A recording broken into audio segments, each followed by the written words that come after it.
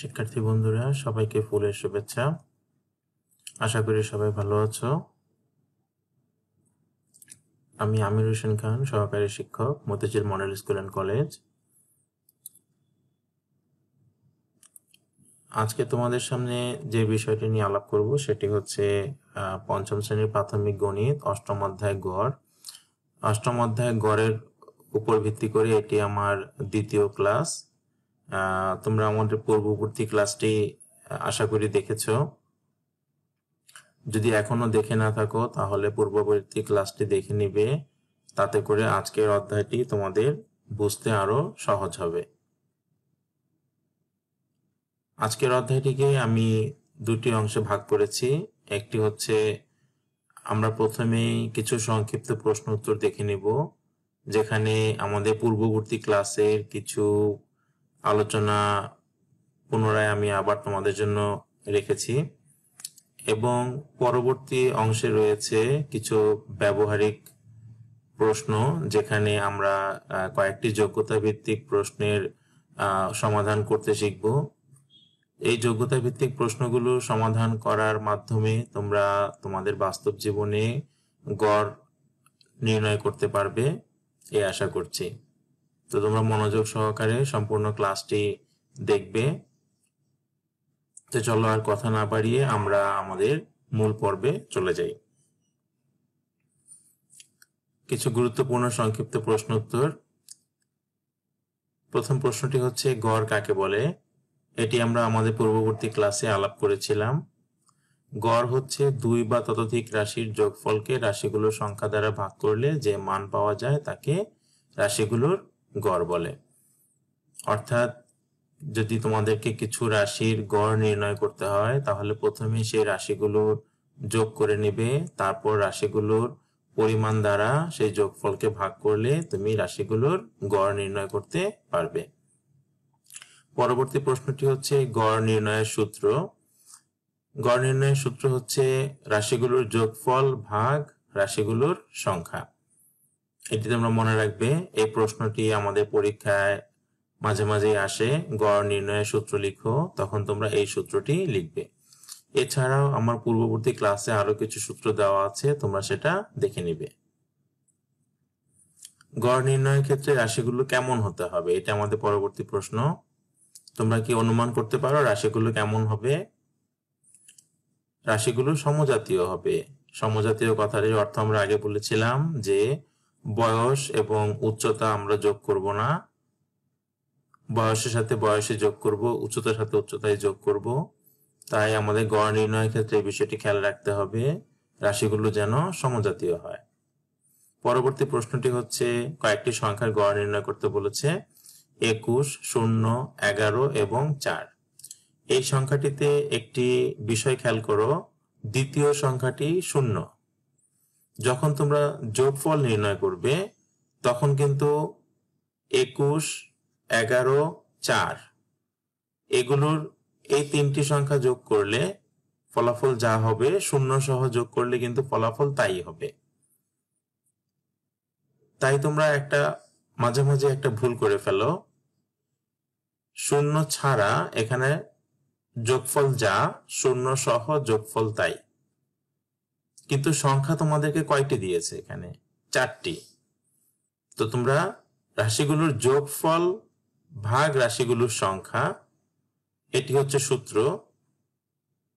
21, 0, 11 এবং 4 এর যোগফল হচ্ছে 36। কিন্তু সংখ্যার পরিমাণ কয়টি? সংখ্যার পরিমাণ 3টি কিন্তু নয় শিক্ষার্থী বন্ধুরা। 0কে একটি সংখ্যা ভাবতে হবে, তাতে করে সংখ্যার পরিমাণ হয়ে যাবে কয়টি? 4টি। 36কে যদি আমরা 4 দিয়ে ভাগ করি তাহলে উত্তর হয়ে যাবে কত? 9। তাই রাশিগুলোর গড় হচ্ছে 9। এরপরে পরবর্তী প্রশ্নটি হচ্ছে পিতা ও 3 কন্যার বয়সের গড় 14 বছর হলে তাদের বয়সের সমষ্টি কত? এখানে তোমরা দেখতে পাচ্ছ সমষ্টি নির্ণয় করতে বলেছে। আমি পূর্ববর্তী ক্লাসে সমষ্টি নির্ণয় করা নিয়ে তোমাদের সাথে আলোচনা করেছিলাম। সমষ্টি নির্ণয়ের একটি সূত্র আছে। সমষ্টি নির্ণয়ের সূত্রটি হচ্ছে রাশিগুলোর গড় গুণ রাশিগুলোর সংখ্যা। এই প্রশ্নটিতে রাশিগুলোর গড় কত দেওয়া হয়েছে? 14। এবার রাশিগুলোর সংখ্যা পিতা ও কন্যা, তাহলে কি তোমাদের কাছে মনে হচ্ছে 2 হবে? না বন্ধুরা, এখানে পিতা একজন এবং 3 কন্যা আরো 3 জন, তাহলে সর্বমোট কতজন হলো? 4 জন। তাই রাশিগুলোর সংখ্যা কিন্তু এখানে 4। এই ভুলটি করবে না যে এখানে তোমরা রাশিগুলোর সংখ্যা 2 লিখবে না। কন্যা হচ্ছে এখানে 3 জন, পিতা হচ্ছে একজন, তাহলে মোট কতজন হলো? 4 জন। তাহলে 14 গুণ 4, আমাদের উত্তর হচ্ছে 56 বছর। তো এই ছিল আমাদের প্রথম পর্বের কিছু গুরুত্বপূর্ণ সংক্ষিপ্ত প্রশ্ন। তোমরা এই প্রশ্নগুলোর পাশাপাশি এগুলো তোমাদের জন্য নমুনা প্রশ্ন। এই নমুনা প্রশ্নের মতো করে তোমরা আরো কিছু প্রশ্ন তোমরা শিখবে, তাতে করে তোমাদের গড় অধ্যায়টি সম্পর্কে পরিষ্কার একটি ধারণা তৈরি হবে। তো আসলে আমাদের আজকের আলোচনার দ্বিতীয় পর্বে চলে যাই। আমি কিছু যোগ্যতা ভিত্তিক প্রশ্ন রেখেছি তোমাদের জন্য। এই যোগ্যতা ভিত্তিক প্রশ্নগুলো করার মাধ্যমে তোমরা তোমাদের বাস্তব ভিত্তিক সমস্যা সমাধানের ধারণা নিতে পারবে। তো আসলে প্রথম প্রশ্নটি দেখি। মাতা ও 3 পুত্রের বয়সের গড় হচ্ছে 22 বছর। পিতা ও ওই 3 পুত্রের বয়সের গড় 24 বছর। পিতার বয়স হচ্ছে 48 বছর, এটি আমাদের উদ্দীপক। এখন প্রশ্নগুলো হচ্ছে 3 পুত্রের বয়সের সমষ্টি কত, মাতার বয়স কত বছর, এবং পরবর্তী প্রশ্নটি হচ্ছে পিতা ও মাতার বয়সের গড় নির্ণয় করো। তো চলো বন্ধুরা, আমরা এটি সমাধান করি। প্রথমেই খেয়াল করো, পিতা ও 3 পুত্রের বয়সের সমষ্টি কি হবে? তোমরা একটু আগে সমষ্টি নির্ণয়ের সূত্র দেখেছ, গড় গুণ রাশিগুলোর সংখ্যা। আমাদের উদ্দীপকে পিতা ও 3 পুত্রের বয়সের গড় দেওয়া হয়েছে 24 বছর। তাহলে আমরা 24-এর সাথে গুণ দিব কত? পিতা আর 3 পুত্র, তাহলে কতজন হলো? 4 জন। রাশিগুলোর সংখ্যা হচ্ছে 4, তাহলে উত্তর হয়ে গেল 96 বছর। তাহলে পিতা আর 3 পুত্র এই 4 জনের মোট বয়স হচ্ছে 96 বছর। আর উদ্দীপকে বন্ধুরা পিতার বয়স কত দেওয়া হয়েছে? 48 বছর। তাহলে পিতা ও 3 পুত্রের বয়সের সমষ্টি 96 বছর, আর পিতার বয়স 48 বছর। তাহলে আমরা যদি 96 থেকে 48 বিয়োগ করে দিই, অর্থাৎ পিতার বয়স যদি আমরা বিয়োগ করে দিই, তাহলে আমাদের 3 পুত্রের বয়স নির্ণয় হয়ে যাবে। সুতরাং আমরা বিয়োগ করে পাচ্ছি 3 পুত্রের বয়সের সমষ্টি 48 বছর। খুব সহজেই আমরা সমাধান করতে পারছি। তো এই প্রশ্নটিতে কি জানতে হবে তোমাদের? সমষ্টি নির্ণয়ের সূত্র। হ্যাঁ বন্ধুরা, আমি পূর্ববর্তী ক্লাসে 3টি সূত্র দিয়েছিলাম। গড় অধ্যায়ের যে কোনো অঙ্ক সমাধান করার জন্য তোমাদের ওই 3টি সূত্র কাজে লাগবে। তোমরা যদি এখনো 3টি সূত্র না দেখে থাকো, তাহলে পূর্ববর্তী ক্লাস থেকে দেখে নেবে। চলো বন্ধুরা, আমরা দ্বিতীয় প্রশ্নটি সমাধান করি। মাতার বয়স কত বছর? উদ্দীপকের প্রথম অংশটুকুতে লেখা আছে মাতা ও 3 পুত্রের বয়সের গড় হচ্ছে 22 বছর। তাহলে এখানে মাতা ও 3 পুত্র কতজন? 4 জন, এবং গড় হচ্ছে 22 বছর। তো আমরা খুব সহজেই সমষ্টি নির্ণয় করতে পারবো। 22 গুণ 4 অর্থাৎ 88 বছর। তাহলে 88 বছর হচ্ছে মাতা আর 3 পুত্রের সমষ্টি, অর্থাৎ 4 জনের সমষ্টি। কিন্তু আমরা ক নং প্রশ্নে 3 পুত্রের সমষ্টি বের করেছি কত? 48 বছর। তাহলে যদি আমরা এই 88 থেকে 48 বছর অর্থাৎ 3 পুত্রের বয়স যদি আমরা বিয়োগ করি, তাহলে আমরা খুব সহজেই মাতার বয়স নির্ণয় করতে পারবো, সেটি হচ্ছে 40 বছর। তোমরা কিন্তু উত্তরগুলোকে খেয়াল রাখবে, উত্তরগুলো কিন্তু পরবর্তী প্রশ্নে ধাপে ধাপে ব্যবহার হবে। এবার আসো গ নাম্বার প্রশ্নটি আমরা নির্ণয় করি। মাতা ও পিতার বয়সের গড় নির্ণয় করো। আমাদের উদ্দীপকে পিতার বয়স দেওয়া আছে কত? 48 বছর। আমরা খ নং প্রশ্নে মাতার বয়স নির্ণয় করেছি 40 বছর।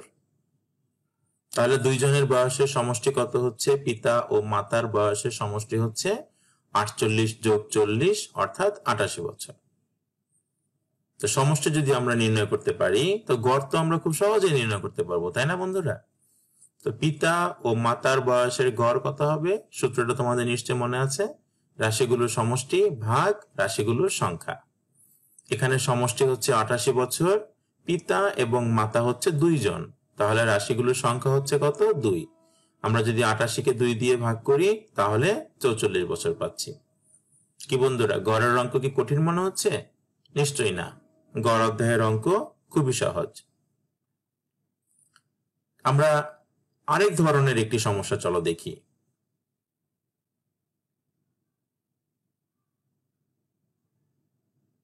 এখানে রফিকের প্রাথমিক সমাপনী পরীক্ষার 5টি বিষয়ের প্রাপ্ত নম্বর দেওয়া আছে: বাংলা, গণিত, ইংরেজি, বিজ্ঞান, বাংলাদেশ ও বিশ্ব পরিচয়।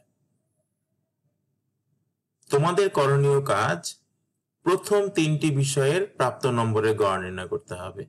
এখানে প্রথম 3টি বিষয় বলতে বাংলা, গণিত এবং ইংরেজিকে বোঝানো হয়েছে। পরবর্তী কাজ 5টি বিষয়ের প্রাপ্ত নম্বরের গড় কত সেটি নির্ণয় করতে হবে। এবং সর্বশেষ কাজ হচ্ছে সে যদি 5টি বিষয়ে মোট 480 নম্বর পেত তবে তার গড় নম্বর কত হতো।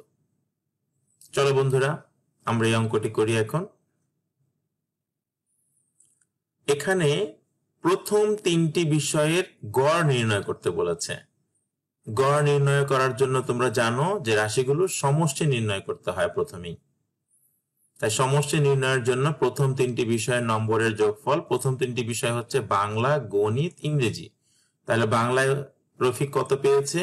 85, গণিতে পেয়েছে 80 এবং ইংরেজিতে পেয়েছে 75। আমরা 85, 80 এবং 75কে যোগ করে পাচ্ছি 240। তাহলে তার 3টি বিষয়ের যোগফল কত? 240 নম্বর। তো গড় কি হবে? 240 ভাগ, হ্যাঁ শিক্ষার্থী বন্ধুরা, 3, কারণ এখানে 3টি বিষয়ের গড়ের কথা বলেছে। তাই আমরা 240কে ভাগ করব কত দিয়ে? 3 দিয়ে। 240কে 3 দিয়ে ভাগ করে আমরা উত্তর পাচ্ছি 80 নম্বর। অর্থাৎ প্রথম 3টি বিষয়ের নম্বরের গড় হচ্ছে 80 নম্বর। এবার আসো দ্বিতীয় প্রশ্নটি আমরা সমাধান করি। 5টি বিষয়ের প্রাপ্ত নম্বরের গড় কত? তাহলে 5টি বিষয়ের নম্বর আমরা যোগফল নির্ণয় করে ফেলি। যোগফল হচ্ছে 400। 5টি বিষয়ের নম্বরের যোগফল কত? 400। তো গড় কি হবে? 5টি বিষয়ের নম্বরের গড় হবে 400 ভাগ 5, এখানেও 80 নম্বর। আশা করি তোমরা বুঝতে পারছো। এবার আসো আমরা গ নং প্রশ্নটি করব, কিন্তু সেখানে একটি বিষয় খেয়াল করো। খ নং প্রশ্নে আমরা দেখতে পাচ্ছি সে 5টি বিষয়ে সর্বমোট 400 নম্বর পেয়েছে।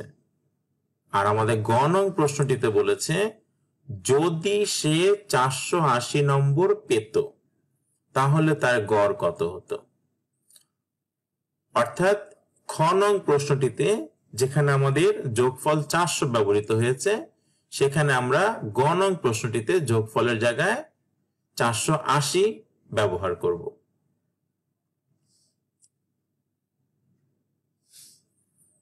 যদি সে 5টি বিষয়ে 480 নম্বর পেত তাহলে তার গড় নম্বর কত হতো। 5টি বিষয়ে তাহলে মোট নম্বর কত? 480। সুতরাং গড় হবে 480-কে 5 দিয়ে ভাগ করতে হবে, উত্তর হবে 96 নম্বর। তো দেখো মোট নম্বর বেড়ে যাওয়ার কারণে তার গড় নম্বরটি বেড়ে গেছে।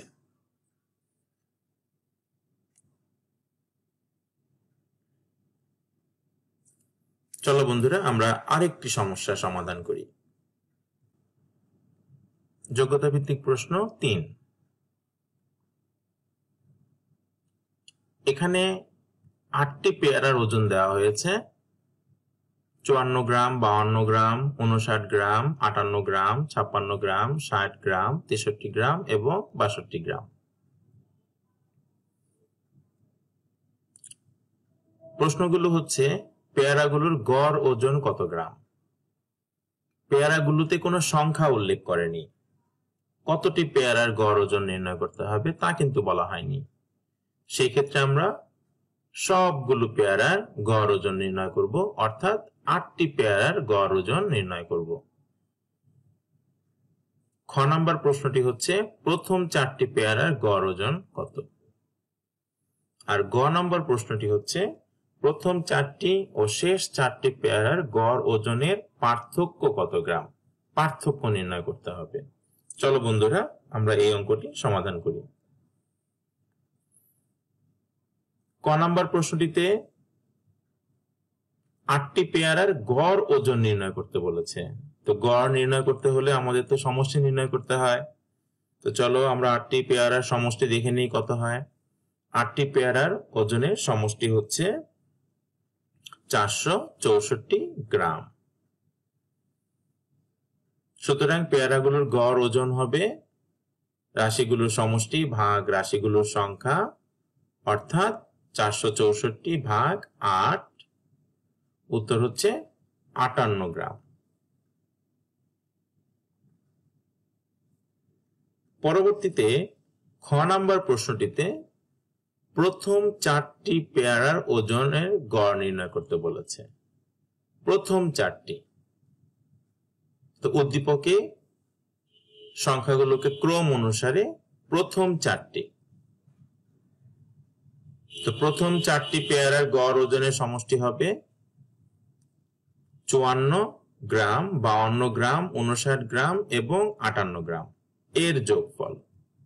আমি আবার বলছি 54 গ্রাম, 52 গ্রাম, 59 গ্রাম এবং 58 গ্রাম এর যোগফল।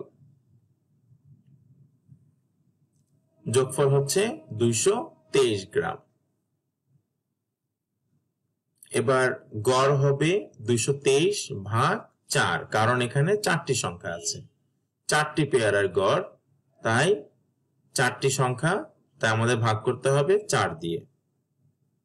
223কে যদি আমরা 4 দিয়ে ভাগ করি তাহলে 55.75 গ্রাম।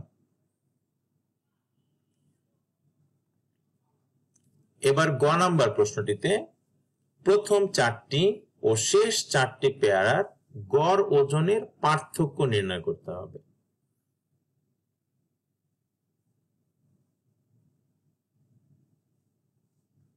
খ নাম্বার প্রশ্নটিতে আমাদের প্রথম 4টি পেয়ারার গড় ওজন নির্ণয় করা হয়েছে 55.75 গ্রাম। সুতরাং এটি আমাদের নতুন করে নির্ণয় করার প্রয়োজন নেই। আমরা শেষ 4টি পেয়ারার গড় ওজন নির্ণয় করছি। শেষ 4টি পেয়ারার ওজনের সমষ্টি 56, 60, 63, 62 গ্রাম। যোগ করলে আমরা পাচ্ছি 241 গ্রাম। শেষ 4টি পেয়ারার গড় ওজন 241 ভাগ 4, কারণ এখানেও 4টি সংখ্যা, 60.25 গ্রাম। শিক্ষার্থী বন্ধুরা, তোমাদের নিশ্চয় মনে আছে আমাদের প্রথম 4টি ও শেষ 4টি পেয়ারার গড় ওজনের পার্থক্য নির্ণয় করতে হবে। পার্থক্য মানে তোমরা জানো বিয়োগ করতে হয়। তাই আমরা প্রথম 4টি ও শেষ 4টি পেয়ারার গড় ওজনের পার্থক্য 60.25 বিয়োগ 55.75 গ্রাম। বিয়োগের সময় তোমরা বড় সংখ্যাটি থেকে ছোট সংখ্যাটি বিয়োগ করবে।